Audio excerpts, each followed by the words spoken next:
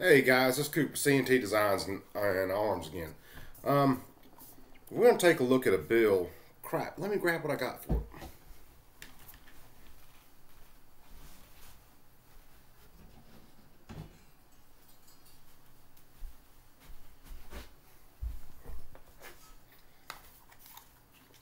I learned how to do videos without all the BS one day.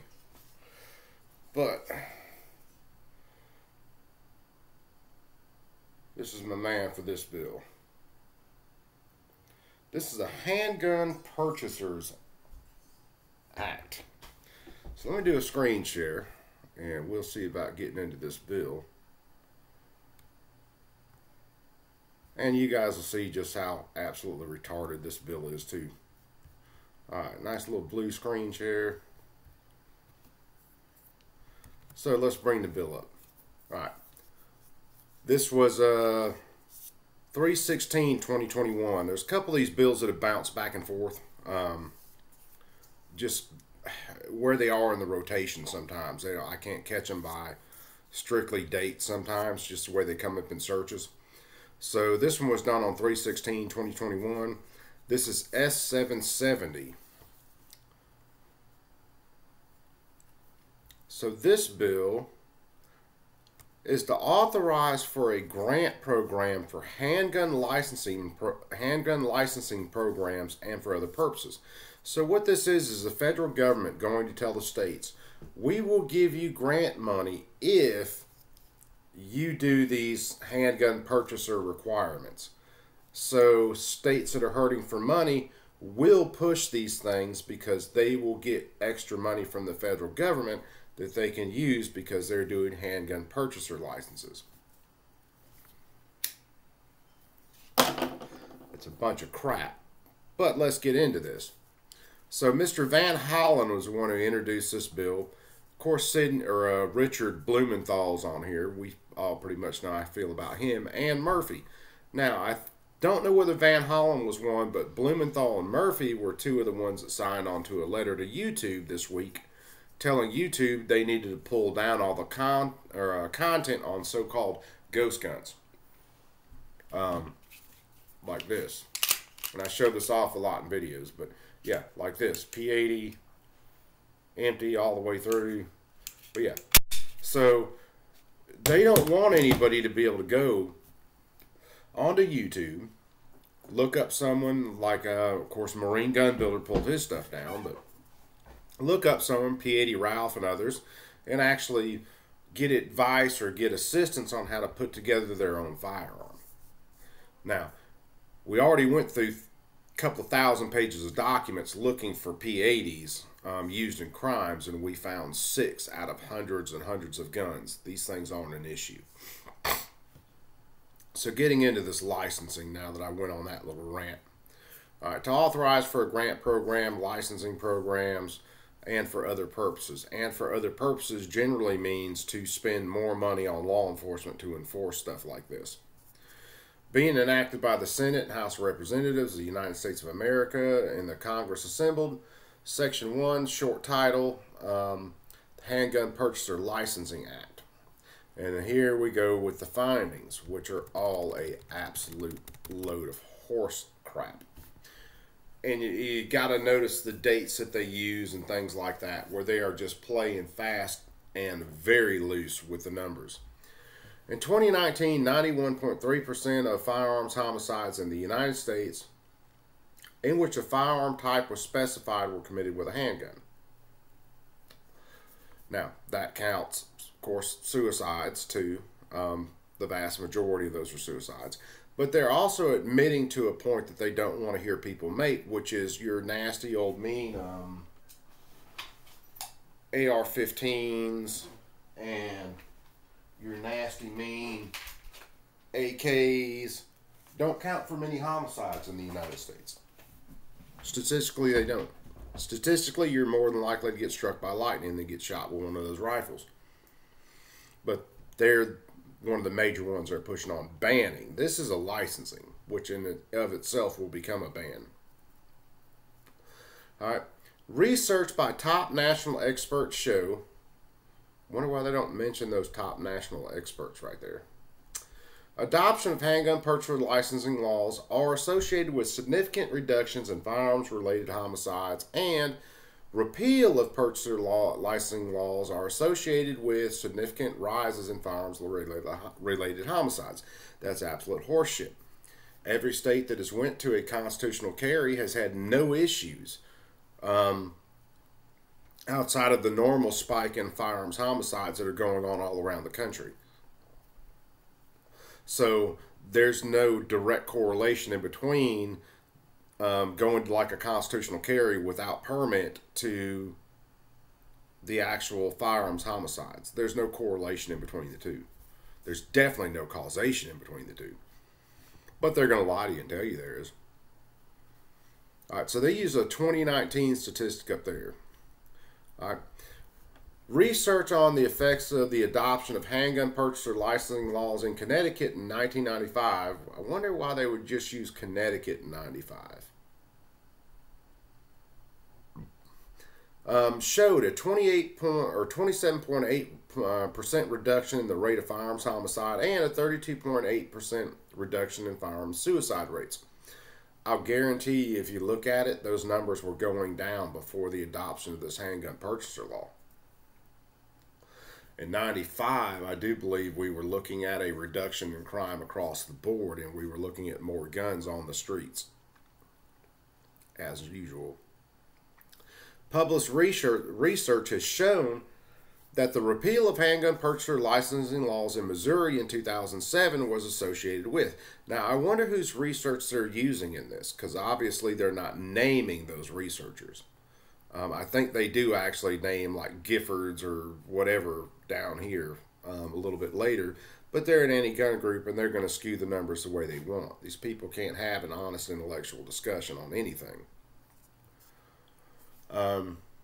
Let's see, where was I at? 2007 associated with the 47.3% increase in the rate of firearms homicide and a 23.5% increase in firearms suicide rates.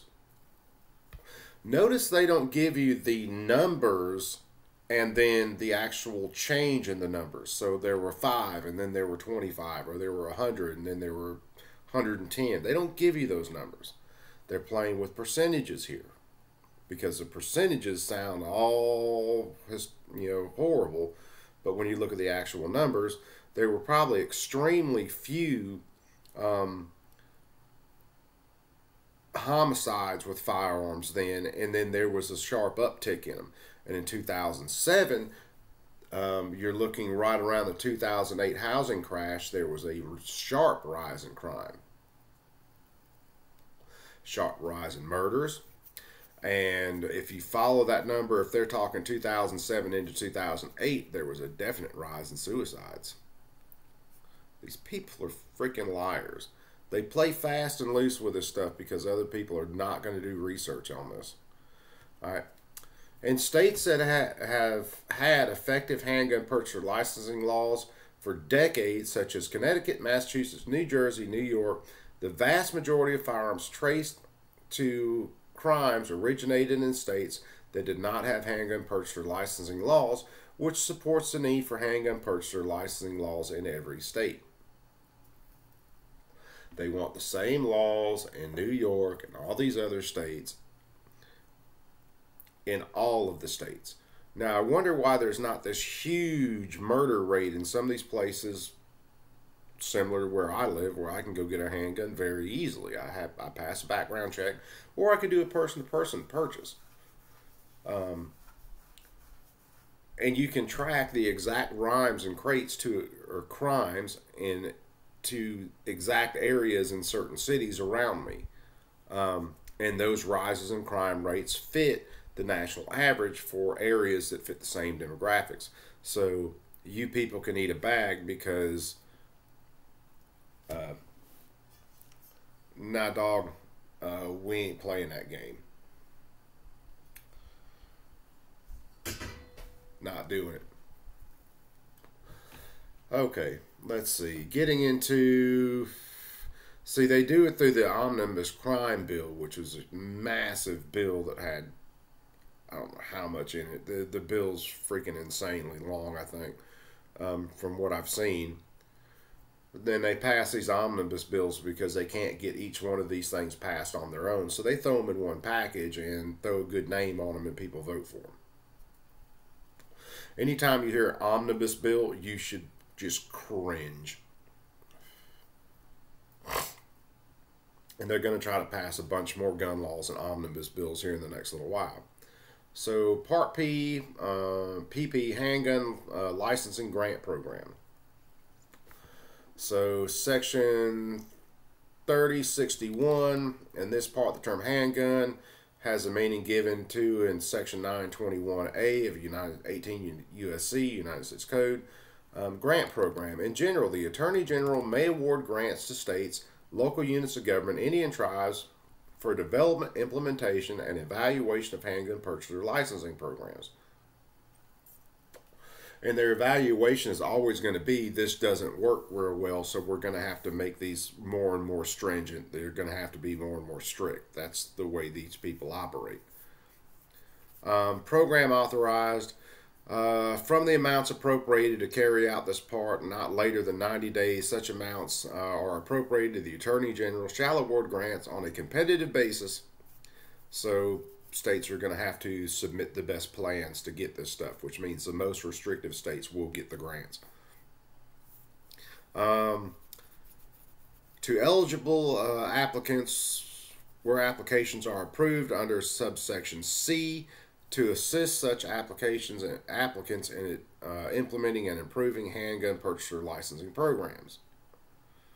Application. To be eligible for a grant under this part, a state, local unit, government, and Indian tribe shall submit to the Attorney General an application at such time, in such manner, and containing such information as the Attorney General may require, including, this is not all of it, this is including, a description of the law that the applicant has enacted to require a license for purchase of a handgun, including a description of any exemptions to such law, which all those exemptions to the law are going to be government exemptions, like the police, any branches of government, all that stuff.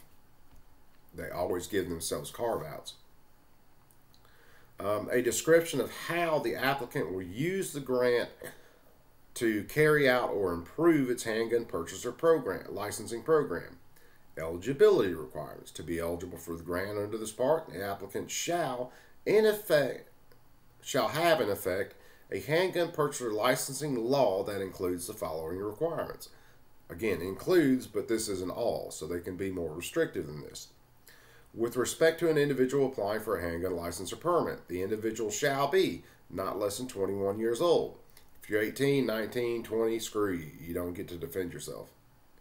Have to be a citizen or national of the United States or an alien lawfully admitted for permanent residence.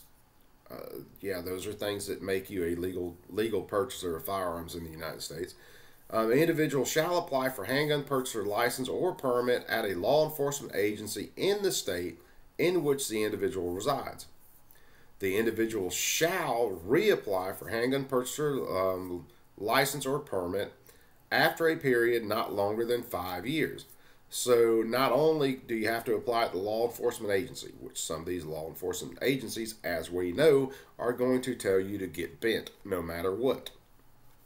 But then you have to go through this every 5, or at least every 5 years. They could set it for every 6 months if they wanted to. The individual shall, in connection with the application for the handgun purchaser license or permit, submit to a background investigation. That's your criminal background, your social media, all that's going to be included in this. You mark my words if anything like this passes. I guarantee you. Criminal history check, as established by the state, which shall ensure at a minimum the individual is not prohibited from possessing a firearm under Section 922G of 18 USC.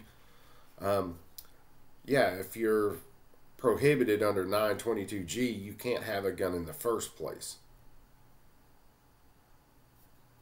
Hello, are we jiving here? And let's see. You have to submit fingerprints and photographs, which I think Georgia you have to do that for carry permit. But this is a purchasing permit. This isn't even getting to actually being able to carry your gun. This is a purchasing permit. So you could go through all this and your state could still turn you down. An individual who is prohibited from possessing a firearm under 922G 18 U.S. Code may not be issued a handgun purchasing license or permit. No shit. They can't own a gun at all, much less get a permit. E. Use of funds. Grant fund awards under this part shall be used to improve the handgun purchasing licensing program of the grant recipient. Authorized appropriations, section 1001A of the Omnibus Crime and Safe Streets Act of 68 is amended by adding at the end the following. There are authorized to be appropriated such sums as may be necessary to carry out Part PP, which is all this licensing bullshit. This is a payoff to states to further restrict your right to own arms. That's all this is. Every state that has enacted constitutional carry has shown no rise in gun crime connected to constitutional carry. They have shown rises in gun crime, but that rise in gun crime in most areas is the same rise in gun crime you get in more restrictive states. It is what it is. Typically, when you track crime rise in one area, it's going to be rising in another area that has the same demographics. Doesn't matter if it's a white area, black area, red area, you name it. That's just the way it works. So, that's this video. This is the cut for the video. Cross revolvers, 2A flags. Rock and roll. Y'all be cool. I may cover another one tonight. And if I do, we'll just have a little bit of fun with it. So, I'm out. Y'all take it easy.